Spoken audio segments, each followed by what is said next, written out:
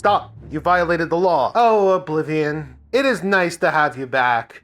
And how we got you is such a fascinating thing that I want to talk about it. So let's. How's it going, guys? My name is Wolfy. You're watching Less Than Cake, and today we're going to be talking about the Oblivion remake and the insane thing that it has done that I think that the rest of the industry needs to follow in. So let's get right into it. First off, I do want to say that Virtuous Studios did an amazing job with this remake. They redid textures, assets, they remade the character creator so that it's both just as janky, but also so much nicer looking. Voice lines were re-recorded. Like, this is not a low effort project.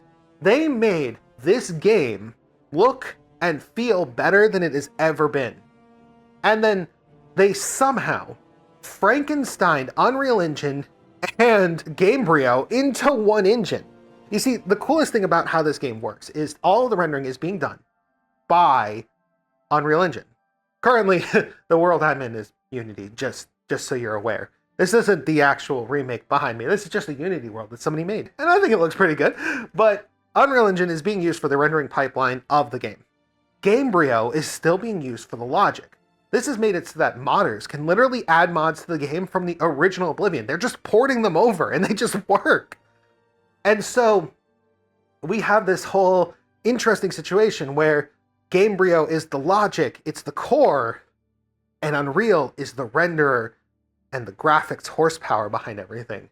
And it's created this beautiful, beautiful game that both feels old and retro, but looks modern and new. And I think this right here might actually be a sort of watershed moment for the gaming industry.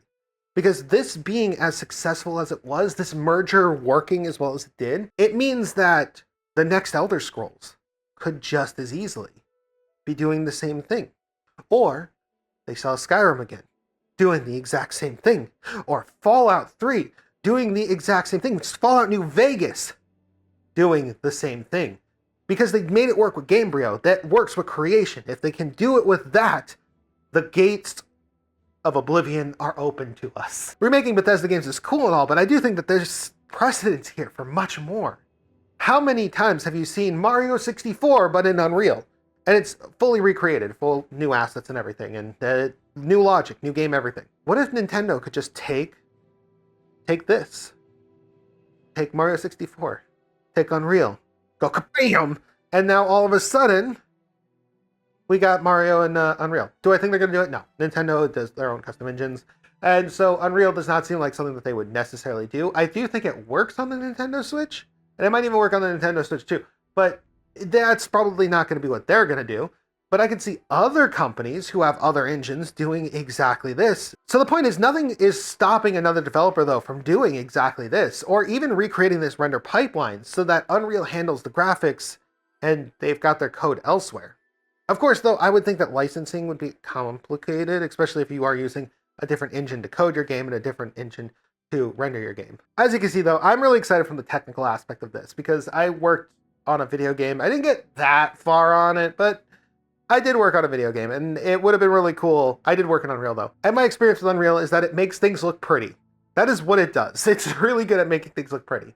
But then there's the second part of this, and that is the fan reaction. Like, I don't know if you've seen it. I know I have. But people are loving this. This game is all over TikTok, all over YouTube. I've got a Let's Play series. It's got decent views on it for a channel that literally only has 30 subscribers. Like, this game is everywhere. And even crazier, people are loving it. It's a remake of a game that looks brand new. New fans are getting into it. Old fans are enjoying the heck out of it. And brand new Elder Scrolls players are getting introduced to the Cyrodiil Providence and everything around it. People are even starting to say that this game had features that, like, were lost to time, essentially, and that they want them back. The public reaction to this is very, very clear. We need more like this. More older games coming back like this. And I think that this actually helps kind of offset a little bit of that problem that we're all facing with the $80 games. Because this came out at, I think it was like just over 40, 50-ish dollars, with the DLC, $60, additional horse armor. But the point is, they released this game not at full price and made it better. They made it less janky, less difficult to get into, less confusing, shiny, new. And yet, instead of the reaction being the same as what it was for The Last of Us re-release, the reaction is extremely positive. How many games can you think of that are 20 years old that would have this reaction? I can think of several off the top of my head that would be great to completely redo like this. Witcher 1, hard game to get through. Like, throw this through there.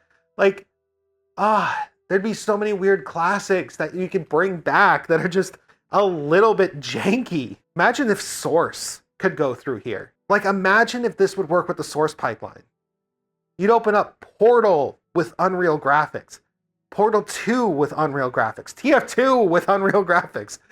Oh, it sounds insane. And I don't know if Valve would ever do it, but, you know, modders might be able to. And that's the other aspect of this that's crazy. Because it was done by Virtuous, right?